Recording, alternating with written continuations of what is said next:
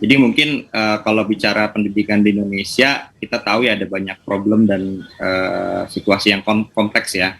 Jadi misalnya dari segi anggaran untuk pendidikan cukup besar ya, 20%, meskipun 20% itu memang dibagi-bagi ya. Jadi bukan hanya di bawah kewenangan Kementerian Pendidikan, Kebudayaan, dan Riset yang sekarang namanya berubah itu, tapi juga di-share ke Kemenak, kemudian Kemendikbud kalau dulu, kemudian ada kementerian lembaga lain, kemudian juga ada yang ditransfer ke daerah, dan mayoritas itu ditransfer ke daerah ya, karena juga ada konteks otonomi daerah ya, kemudian itu juga jadi bagian penting. Nah, tapi kemudian kalau kita lihat dari data yang dirilis oleh pemerintah itu sendiri, ini misalnya dari konteks sarana prasarana itu masih banyak yang masih memprihatinkan, bisa dilihat di sini kan, baik yang rusak, kemudian juga ada yang baik di level sedang, kemudian berat ataupun ringan gitu. Jadi ada problem di situ. Nah, kemudian juga dari gambaran umum dari aspek capaian partisipasi kasar ataupun partisipasi murni, kita lihat bahwa kelompok untuk mereka yang mengakses perguruan tinggi itu masih sangat minim. Jadi 19% ya untuk angka partisipasi murninya. Jadi memang mayoritas kita belum bisa mengakses pendidikan tinggi. Jadi masih mengelompok di pendidikan menengah. Bahkan kalau untuk lulusan mengelompoknya di pendidikan pendidikan sekolah menengah pertama ke bawah ya. Kemudian untuk akses misalnya karena ini kaitannya dengan PJJ, memang kayaknya agak bagus gitu ya. Jadi ini yang di level SD aksesnya masih terbatas, tapi semakin tinggi semakin bagus. Meskipun juga ada tulisan di sini 4,7% mahasiswa tidak memiliki akses. Dan ini tentu sangat berkaitan erat dengan konteks yang sekarang ya, PJJ ya, di mana mengandalkan internet gitu. Jadi bagaimana kalau kebijakannya kemudian lebih fokus pada penguatan kapasitas melalui pendidikan jarak jauh yang basisnya internet dan teknologi, jika aksesnya juga misalnya masih belum memadai. Kalau ditelisik lebih dalam tentu ada banyak fakta-fakta ya yang menunjukkan bahwa kita belum siap untuk melaksanakan pendidikan jarak jauh itu sendiri. Kapasitas guru, infrastruktur pendidikan, kemudian kesiapan orang tua mendampingi, ya itu juga jadi problem kan. Ya saya yang punya akses, kemudian juga diam di rumah, punya privilege gitu, WFH, itu kewalahan menemani satu anak saya yang masih SD itu ya. Apalagi yang kalau anaknya lebih dari satu, atau juga misalnya jika mereka harus juga keluar rumah untuk bekerja. Nah, kemudian ini rata-rata lama sekolah kita masih SMP ya, 8,9 tahun. Kemudian kita punya tantangan juga ketika bicara hasil sensus penduduk yang terbaru tahun 2020, generasi kita yang sekarang ada di dunia pendidikan itu kan yang di Gen Z dan post Gen Z ini. Tentu ini punya pola baru, cara baru belajar, cara baru perlu dididik seperti apa, kebiasaan-kebiasaan. Mereka bagian dari digital native gitu, sementara juga banyak gurunya juga yang masih digital imigran gitu, yang baru meraba-raba bagaimana menyalakan Zoom, Gmeet, Google Meet, kemudian Google Classroom dan lain-lain. Sementara anak-anaknya udah lebih canggih seperti itu. Jadi ada problem itu. Nah, ini saya mau tunjukkan hasil survei dari teman-teman P2G ya. Jadi ini survei ini di seluruh provinsi, ada 168 kota, respondennya sekitar 9 ribuan dengan metode survei online ya, terkait dengan program vaksinasi dan rencana pembelajaran tatap muka. Nah, ini hasil surveinya. Ketika ditanya apakah orang tua menyetujui untuk pembelajaran tatap muka, mayoritas setuju gitu. Jadi 43% setuju, meskipun juga kalau di total antara yang ragu-ragu dan tidak setuju itu masih cukup tinggi ya. Jadi masih gamang ini akan tatap muka atau enggak kalau sebagai orang tua. Nah, kemudian dari orang tua yang setuju itu menyatakan bahwa mereka melihat bahwa anaknya bosan, kemudian ada yang kemudian khawatir karena anaknya banyak bermain game karena terpapar gadget yang terlalu berlebihan.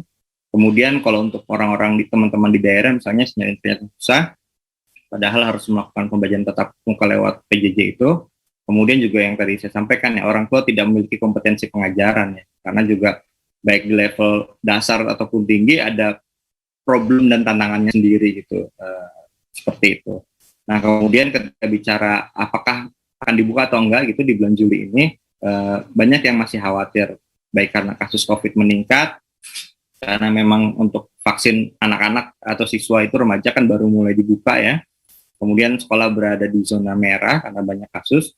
Kemudian ada juga yang melihat bahwa sekolah menjawab sekolah belum memenuhi fasilitas pendukung protokol kesehatan, dan juga di sisi tertentu ada yang khawatir karena guru memang belum tentu divaksinasi.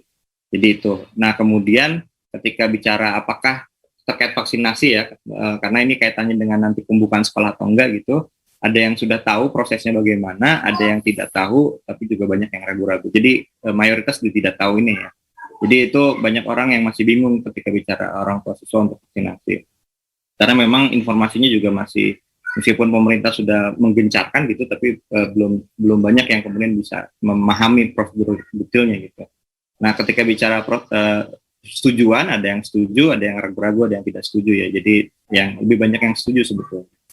Nah, kemudian alasan yang ragu-ragu tadi kan 36%. Kenapa? Karena ada yang masih merasa khawatir terhadap dampak vaksinasi, ada yang khawatir juga bahwa ini bukan untuk tujuan kesehatan, ada yang alasan keagamaan, vaksin tidak halal, ada yang bicara anak yang memiliki penyakit, dan ada yang berbicara tentang, ada yang menjawab vaksin belum teruji. Jadi memang varian jawaban dari yang ragu-ragu karena ini cukup besar juga ya. Jadi ini salah satu alasan utama kenapa mereka kemudian masih ragu-ragu dan tidak setuju terhadap vaksinasi bagi anak ya. Nah, kemudian data-data tersebut sebetulnya juga menjadi catatan penting yang perlu diperhatikan oleh pemerintah atau pembuat kebijakan ya. Karena kita juga nggak tahu ini bagaimana proses pembelajaran kita ke depan gitu.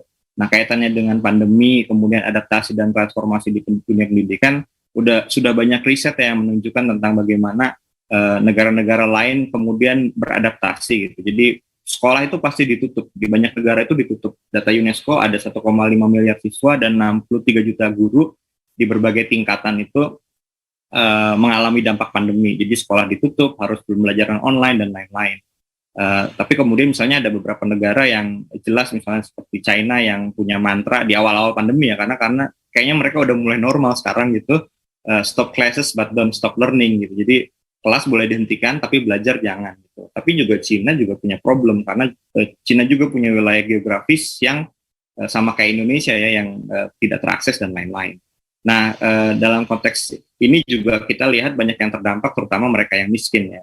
Ini di dunia misalnya ada banyak dari risetnya Save the Children ya, ada penutupan sekolah, kemudian tertinggalnya mereka yang miskin karena tidak punya akses terhadap pembelajaran jarak jauh yang memanfaatkan daring, padahal berbagai inisiatif nasional itu pasti berbasis daring ya, tapi kemudian anak-anak miskin ini kemudian sudah jatuh tertimpa tangga gitu. Di saat normal pun mereka kesulitan, ditambah dengan situasi pandemi gitu. Kemudian ada akses lain seperti kekerasan terhadap anak ya, dan di Indonesia juga ada kasus-kasus itu kita temukan ya.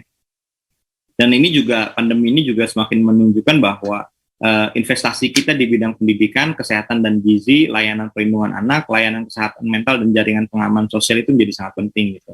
Itu kan sesuatu yang penting dan agak terlupakan sebelum pandemi, kemudian setelah ada pandemi kita baru mulai ngeh lagi, oh ternyata memang ini menjadi poin penting yang perlu diperhatikan gitu. Dan ini poin yang menjadi sangat penting juga diperhatikan, bahwa pendidikan itu menjadi hal yang sangat penting ya. Dari laporan-laporan yang ini, laporan PBB tahun 2003, yang terbaru juga tahun 2020 misalnya, itu lebih memfokuskan pada bagaimana membangun kesetaraan dan inklusi ya. Jadi intinya bahwa setiap orang itu punya hak untuk mendapatkan pendidikan, kemudian jangan sampai ada yang ditinggalkan gitu. Tapi yang kemudian yang jadi persoalan adalah sumber daya dan peluang itu masih tidak merata. Jadi di situasi pandemi ini semakin terbuka ya. Nah, problem ketidaksetaraan itu kemudian menurut berbagai laporan tersebut justru melahirkan ketimpangan ya. Ketimpangan kita bisa lihat baik itu isu gender ya, misalnya akses terhadap perempuan untuk akses pendidikan, padahal misalnya pendidikan bagi perempuan menjadi sangat penting karena mereka kemudian kalau dalam konteks Islam menjadi madrasatul ula ya. Jadi pendidik yang paling utama ya, lokus pertama dan utama untuk mendapatkan pendidikan. Kalau perempuannya kemudian tidak terdidik, tentu ini akan jadi problem bagi generasi selanjutnya. Kemudian juga ada basis ketimpangan wilayah tinggal ya, wilayah 3T atau kelompok miskin perkotaan, kemudian ada aspek etnisitas, karena kapital ekonomi ya tidak punya kemampuan ekonomi yang memadai, aspek identitas dan agama ya. Jadi ini juga menjadi persoalan ya, ini dalam konteks internasional ya, tapi juga kita bisa lihat juga dalam konteks Indonesia sebetulnya. Nah, lalu kalau di Indonesia gimana gitu misalnya? Saya coba lihat dari catatan ringan aja gitu misalnya, kita lihat potret awal Indonesia itu begitu beragam ya. Jadi kenapa Indonesia itu sangat sulit memajukan pendidikannya dalam arti tertentu ya, pertama memang kondisi Indonesia itu begitu beragam. Kita punya provinsi yang banyak, kemudian punya pulau-pulau yang belum tentu bisa diakses dengan baik, itu ada ketimpangan dari sarana, prasarana, tata kelola guru dan lain-lain. Kemudian juga ada dan hal tertentu juga misalnya ada kebijakan-kebijakan yang justru memarginalisasi masyarakat yang ada di wilayah-wilayah tertinggal tersebut gitu. Nah, termasuk misalnya bias kebijakan PJJ yang lebih menguntungkan kelompok yang berpunya ya, karena misalnya sekolah-sekolah yang unggul itu misalnya yang punya akses terhadap fasilitas, guru-gurunya memang sudah reguler dilatih, ketika ada pandemi itu transformasi dan adaptasi mereka begitu cepat ya. Tapi kalau yang di wilayah-wilayah tertinggal itu memang agak sulit ya. Kemudian pandemi kemudian membuat mereka atau kelompok dunia pendidikan kita beradaptasi ya. Kemudian pemerintah mengeluarkan kebijakan yang berbeda, ada kurikulum baru, ada pola baru pendidikan, ada adaptasi dan transformasi di berbagai tempat gitu ya. Dan sayangnya memang 1,5 tahun lebih berjalan ini juga kita masih mendengar banyak catatan ya tentang keluhan siswa, orang tua yang kemudian semakin kelelahan mendampingi anak gitu, karena kita tidak punya pendidikan itu kadung diserahkan ke sekolah gitu, padahal dulu awalnya memang pendidikan di rumah gitu, tapi kita kan sudah sangat bergantung sama sekolah, sehingga ketika pendidikan diberikan lagi ke rumah, orang tuanya kelabakan gitu. Kemudian sistem pembelajaran online juga ternyata tidak mudah, karena kita punya berbagai isu ya, misalnya isu relasi siswa, relasi sosial siswa, misalnya psikologi mereka bagaimana, kemudian juga ada juga laporan-laporan dari World Bank, dari Kemdikbud terkait dengan learning loss ataupun learning poverty yang terjadi akibat pandemi gitu. Jadi kita nggak bisa membayangkan bagaimana angkatan pandemi ini nanti gitu. Sekarang mungkin belum bisa kita lihat ya, tapi mungkin 10-20 tahun ke depan ada sesuatu yang berbeda. Entah mereka lebih tangguh karena bertahan di situasi yang sulit, atau justru dari segi akademik mereka lebih mendapatkan situasi yang berbeda ya, karena mereka hanya bergantung pada gawai dan kemudian tergantung pada kapital sekolah dan orang tuanya gitu. Nah kemudian ya dampaknya yang terakhir ya, dampaknya ya dari berbagai proyeksi ada capaian pendidikan yang menurun, misalnya rata-rata lama sekolah dianggap menurun, kemudian siswa miskin semakin tertinggal. Lalu yang selalu kita gembar-gemborkan bonus demografi bagaimana gitu, karena kan dari data survei dari data sensus itu kan 70% angkatan kerja ini penduduk kita berada di usia produktif ya 70%. Jadi lalu bagaimana kaitannya dengan bonus demografi? Apakah akan kita tuai gitu, ataukah justru kita akan kesulitan untuk menuai bonus demografi tersebut? Jadi ini catatan terakhir, saya pikir sudah saya sampaikan juga tadi ya, bahwa pandemi ini membuka problem pendidikan Indonesia yang kompleks, mulai dari akses yang timpang, kualitas SDM, orang tua, kesiapan guru, kesiapan birokrasi di level daerah dan pusat, relasinya, dan juga misalnya wajah pendidikan kita yang masih sangat kebiah-uyah. Kemudian pintu peningkatan akses kualitas pendidikan adalah akses yang setara ya. Jadi kita bisa bicara teknologi, model pembelajaran terbaru kalau kita udah punya akses yang setara dan distribusi guru yang merata. Seperti itu. Kemudian yang jelas harus ada extra policy dari kebijakan pendidikan, baik untuk mereka yang ada di wilayah T3T itu ataupun siswa di perkotaan yang berasal dari keluarga miskin. Jadi kebijakan jelas tidak bisa gebiah-uyah, maka harus lebih memperhatikan berbagai aspek ya. Tadi konteks demografis, geografis, sosiokultural dan lain-lain. Dan tentu saja bahwa pendidikan ini adalah suatu ekosistem ya. Jadi tidak bisa melepaskan dari aspek kebijakan politik, kemudian daya dukung teknologi, kemudian bagaimanapun dari orang tua dan masyarakat ya. Kalau kita menggunakan konsep trisentranya Ki Hajar atau tripusatnya Ki Hajar kan ada keluarga, perguruan, kemudian ada komunitas. Ditambah mungkin yang sekarang Ki Hajar Plus itu dunia digital ya, itu yang jadi kewalahan orang tua ya untuk menyikapi dunia digital ini. Nah kemudian ini juga jadi catatan perlu ada pendampingan guru ya, jadi bukan hanya untuk peningkatan kapasitas tapi juga penguasaan pedagogi ya. Kemudian juga pemerintah juga harus mendampingi ada pendidikan yang berbasis alternatif, penguatan komunitas ya, karena juga kita lihat bahwa di banyak daerah itu RT RW juga ada yang punya inisiatif membangun jaringan WiFi yang bisa dimanfaatkan oleh masyarakat ya, dan bisa belajar di situ. Alangkah indahnya kalau itu kemudian bisa dimanfaatkan juga oleh masyarakat untuk bahu membahu untuk menjaga kualitas pendidikan kita. Dan yang paling penting adalah evaluasi menyeluruh dan dari seluruh kalangan ya. Jadi evaluasi menyeluruh dari pemerintah utamanya untuk melihat berbagai variabel penting dalam pendidikan gitu, misalnya dari SDM-nya, gurunya, aksesnya, dan lain-lain. Kemudian juga proaktif dalam mencari kebijakan alternatif ya, karena situasinya begitu cepat ya perubahannya, yang tadinya kita juga mau pembelajaran tatap muka terbatas di awal tahun ajaran baru, ternyata kasusnya meningkat gitu. Itu yang jadi persoalan.